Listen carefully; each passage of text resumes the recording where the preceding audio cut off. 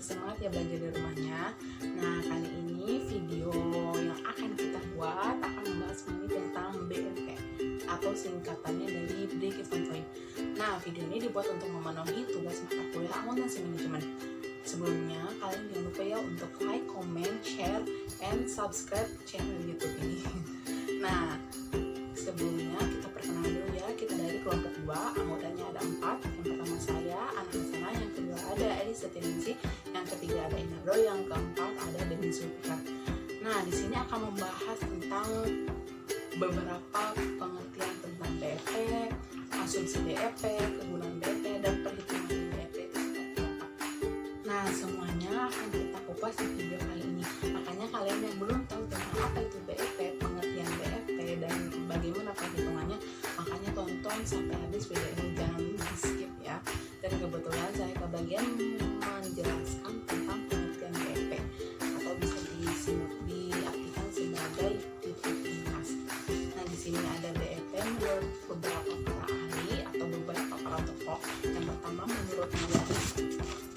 Nah, menurut Mulyadi, BEP adalah suatu keadaan di mana suatu usaha tidak memperoleh laba dan tidak menderita rugi. Dengan kata lain, suatu usaha dikatakan impas jika jumlah pendapatan sama dengan jumlah biaya atau apabila laba kontribusi hanya dapat digunakan untuk biaya tetap saja. Nah, yang kedua ada menurut Hansen dan Moen. Nah, ini tulisannya bahasa Inggris, pembahasannya kita langsung translate saja ya. Yang artinya BEP atau bisa dikenal dengan titik impas adalah di mana total pendapatan sama dengan total biaya. Intinya adalah nol keuntungan. Nah, untuk yang tiga menurut Ross dan Randolph.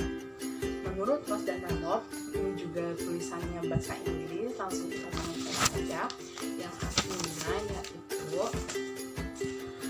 analisis impas adalah alat yang populer dan umum digunakan menganalisis hubungan antara volume penjualan dan profitabilitas. Nah, untuk secara umumnya BEP yaitu hubungan antara volume penjualan, biaya, tingkat keuntungan yang diperoleh pada tingkat penjualan tertentu. Sehingga analisis BEP ini sering disebut cost, volume, dan profit analysis. Selain itu, analisa BEP berguna juga untuk menentukan kebijakan dalam perusahaan, baik perusahaan yang sudah maju maupun perusahaan yang baru mengadakan perencanaan. Nah, itu beberapa pengertian tentang BEP, Break Even Point, atau bisa dikenal dengan titik impas. Selanjutnya, pembahasan selanjutnya akan dibahas oleh teman saya. Boleh silakan. Baik, perkenalkan nama saya Inardo Valentinus Sinaga. Kali ini saya akan menjelaskan tentang asumsi BEP. Nah, adapun beberapa asumsi BEP. Yang pertama itu adalah biaya dalam perusahaan itu terbagi menjadi dua, yaitu biaya variabel dan biaya tetap. Yang pertama, biaya variabel, di mana biaya variabel ini adalah biaya yang secara total berubah dan terpengaruh akan adanya perubahan aktivitas maupun perubahan volume produksi. Jadi, itu suatu biaya yang mengalami perubahan yang dipengaruhi oleh perubahan aktivitas maupun perubahan volume produksi. Nah, sedangkan biaya tetap adalah biaya yang secara total tidak terpengaruh dan tidak berubah. Secara total dia tidak berubah dan tidak terpengaruh juga dengan perubahan aktivitas maupun volume produksi. Bisa dikatakan apabila volume produksi itu naik, apabila volume produksi itu banyak maupun sedikit, biaya tetap itu tidak akan mengalami perubahan. Nah, baik perubahan aktivitas pun mengalami perubahan, tetapi biaya tetap itu tidak akan mengalami perubahan juga. Nah, adapun perbedaan biaya tetap dan biaya variabel. Yang pertama, ditinjau dari segi penilaian. Berdasarkan penilaiannya, biaya tetap itu terkait dengan waktu. Nah, dia terkait dengan waktu, sedangkan biaya variabel itu dia berhubungan dengan volume. Nah, hal inilah yang akan menentukan berapa besarnya biaya yang akan dikeluarkan. Lanjut, yang kedua itu ditinjau dari waktu terjadinya. Jadi, sifat dari biaya tetap itu adalah pasti. Bahkan jika tidak ada unit yang diproduksi pun, sekalipun, maka biaya tetap itu akan tetap berada di angka yang sama. Nah, sedangkan biaya variabel hanya dikeluarkan ketika terjadinya proses produksi. Jadi, jika tidak ada produksi, maka perusahaan sama sekali bisa jadi tidak mengeluarkan biaya variabel. Nah, bahasa ringannya, biaya variabel itu ada apabila proses produksi berlangsung. Nah, gitu. Yang ketiga itu ditinjau dari biaya satuan.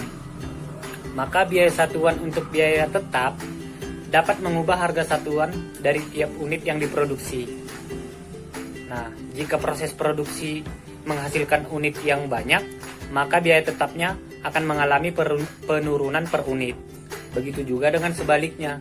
Apabila jumlah unit yang dihasilkan itu sedikit, maka biaya tetapnya bisa naik.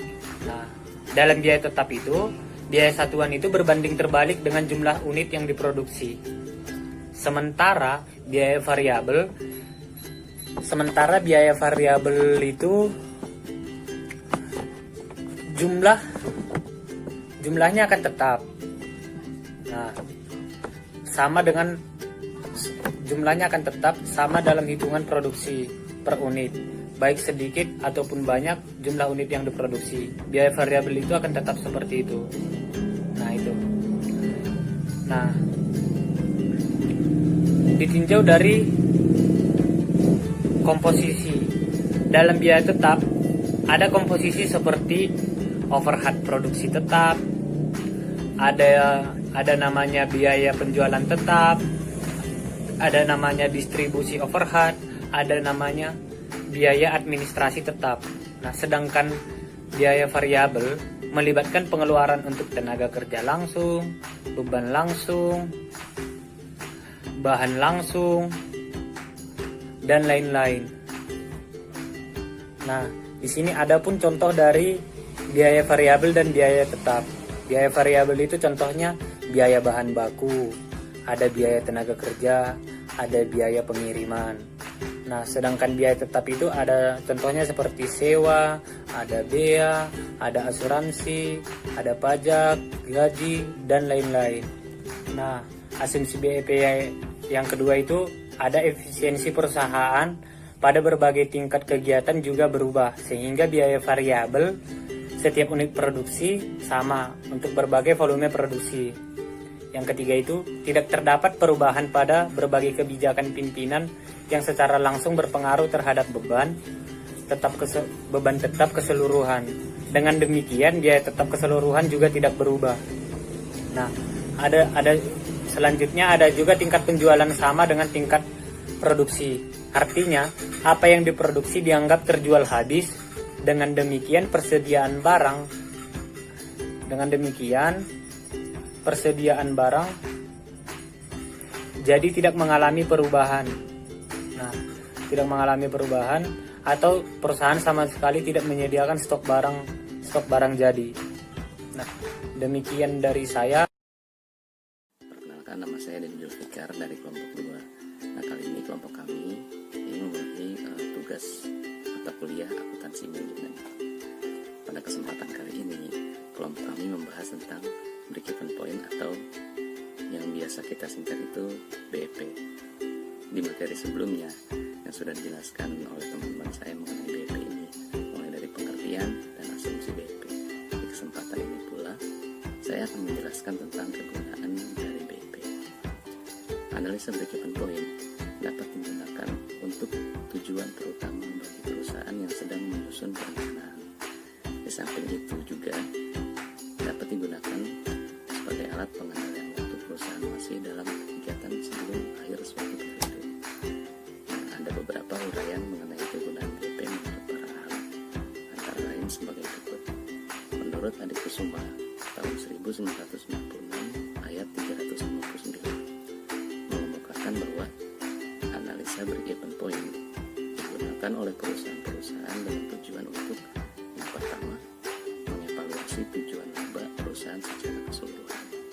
Yang kedua, menyajikan data biaya dan laba pada top manajemen yang diperlukan untuk mengambil keputusan dan merumuskan kebijaksanaan.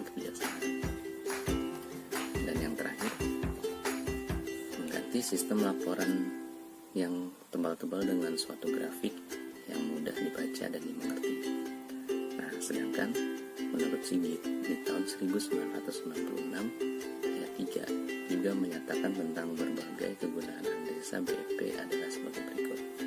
Yang pertama, sebagai alat untuk merencanakan laba, dan yang kedua, sebagai alat untuk perencanaan budget.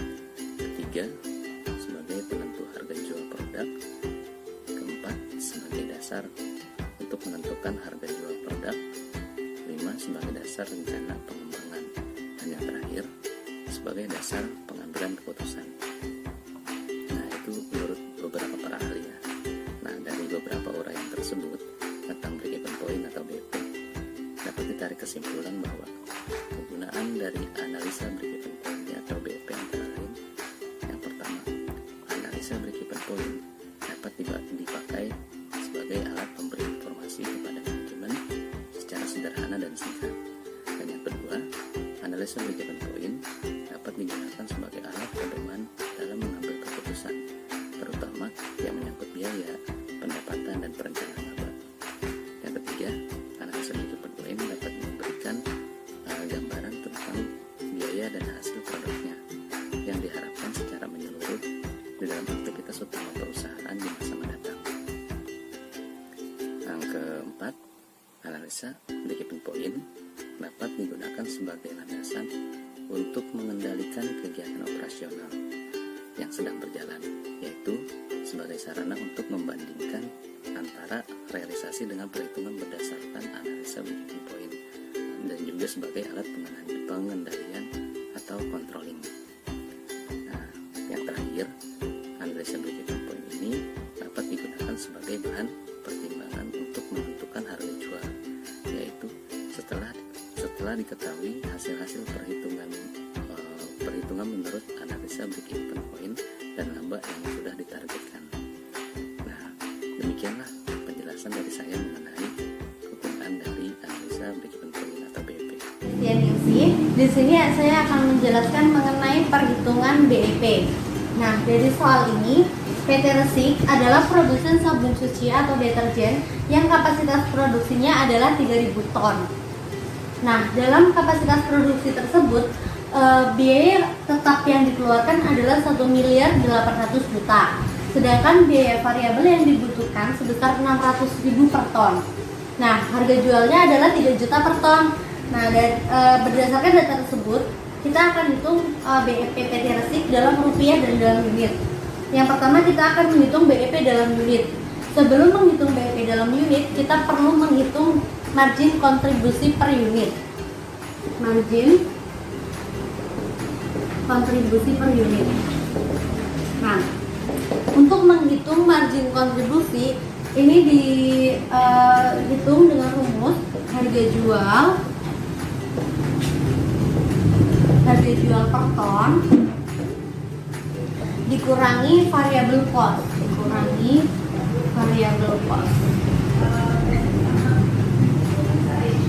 Di sini kita ketahui harga jualnya adalah 3 juta. Variable cost-nya adalah 600.000. Nah, jadi margin kontribusinya adalah 3 juta dikurangi 600.000 sama dengan 2.400.000. Nah, untuk selanjutnya kita menghitung BEP dalam unit. BEP dalam unit dihitung dengan rumus biaya tetap dibagi margin kontribusi.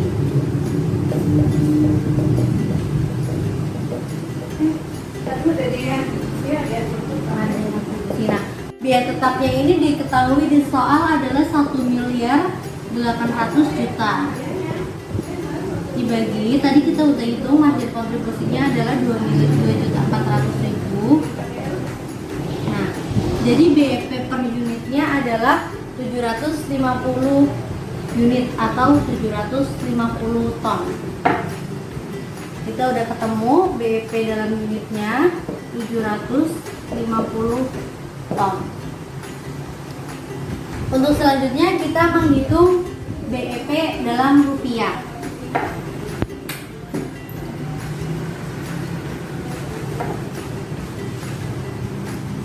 Yang B, BEP dalam rupiah. Untuk menghitung BEP dalam rupiah ini, rumusnya adalah unit BEP atau quantity dikali dengan price atau harga jual per unitnya.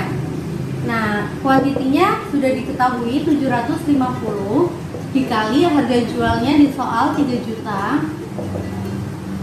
Nah, hasilnya adalah 750 unit dikali 3 juta rupiah. Jadi hasilnya adalah 2.250 juta. Nah, jadi BEP PT Resik adalah ketika dia mampu menjual 750 ton dengan harga penjualannya adalah 2.250 juta. Nah, sekarang kita buktikan bahwa BEP-nya adalah benar 750 dan 2.250 juta. Nah, BEP itu sama dengan total revenue, total pendapatan sama dengan total cost. Total penerimaan harus sama dengan total pengeluaran. Total pendapatan ini bisa dihitung dengan rumus price dikali quantity sama dengan, nah ini fixed cost biaya tetap ditambah variable cost dikali quantity. Harganya ada di soal 3 juta dikali unitnya 750. Fixed cost-nya udah diketahui yaitu sebesar 1.800.000 ditambah variable cost-nya 600.000 dikali 750. Nah, 3 juta dikali 750 sama dengan ini 2.250 juta. 1.800.000 ditambah 600.000 dikali 750. 600 tambah 750 sama dengan 450 juta. Jadi 1.800.000 ditambah 450 juta. Hasilnya adalah sama 2.250 juta.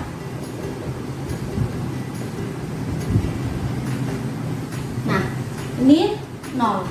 Jadi PT Resik itu tidak mengalami kerugian dan tidak pula mendapatkan keuntungan. Itulah yang disebut dengan BEP atau break even point. Sekian, terima kasih. Nah, bagaimana teman-teman? Apakah teman-teman sudah paham tentang BEP? Apa itu BEP, keunggulan BEP, asumsi BEP, dan perhitungannya itu bagaimana? Sudah tadi kami jelaskan ya di video sebelumnya. Dan mohon maaf apabila ada kekurangan dan kesalahan karena kami hanya manusia biasa dan tak sempurna hanya milik Yang Maha Kuasa. Nah, jangan lupa untuk like ya,